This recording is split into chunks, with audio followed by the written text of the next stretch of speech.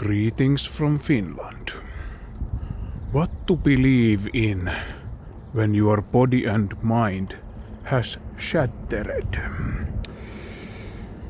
Has the superimposed over-dramatical rhetoric of my superimposed consciousness gone too far when I am talking to you guys about a shattered body and mind? Well, let's just say that I am often overly dramatical concerning my well-being of my mind and body. At the moment I am, let's see, what am I at the moment?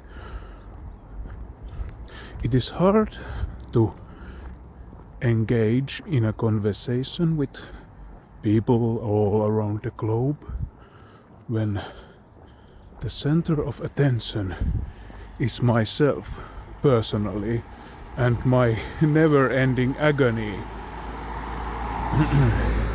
back pains and mental pains. But the ethereal exploration has only just begun.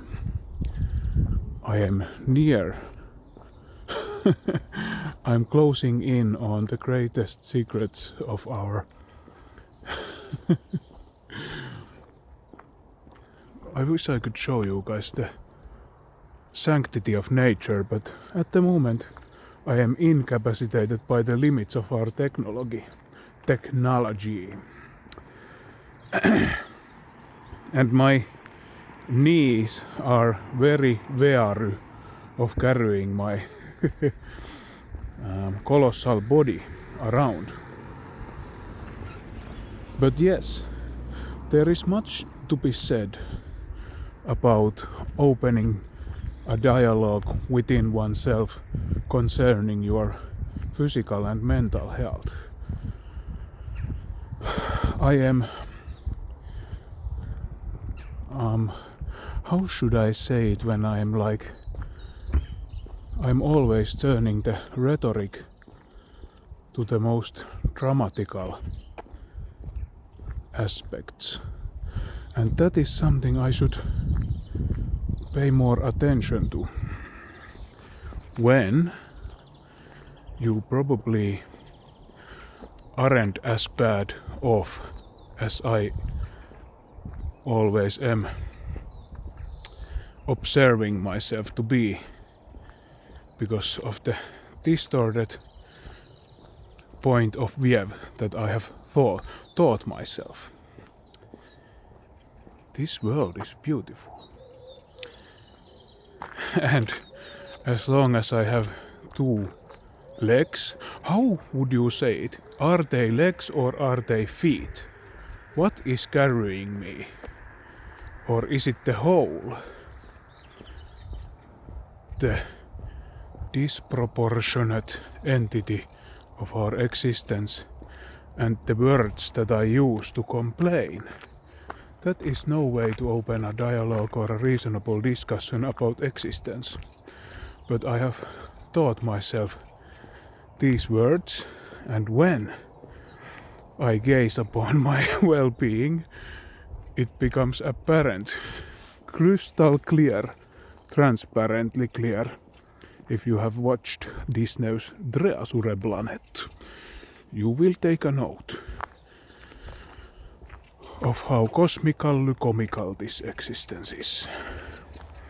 But there is still much to be said and even more to be learned about this existence. I don't want to define myself through my suffering, and I don't want to use underlining rhetoric to over-express my suffering. There is more to life than just pain. But sometimes in my despair and my huddled existence in my closet, we use the word closet. Actually, hikikomero is sweat closet. you know this term from the Japanese terminology called hikikomori. And that's why my opinions are often askew. You know, they are not objective enough for me to continue existing, or rather continue a reasonable dialogue with nature.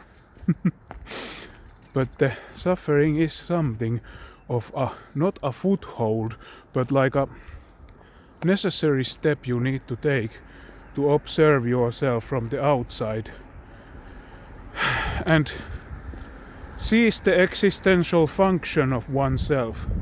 A car. I should run. I should make my obese carcass should run over the street like that. So I am still under the laws of physicality, but I don't really want to. Let's be frank. I don't want to use extreme rhetoric to complain about my state, but rather I should examine things that are getting better, and maybe things are getting better, maybe they are getting worse, but I am still attempting to exist and find the correct words for this life.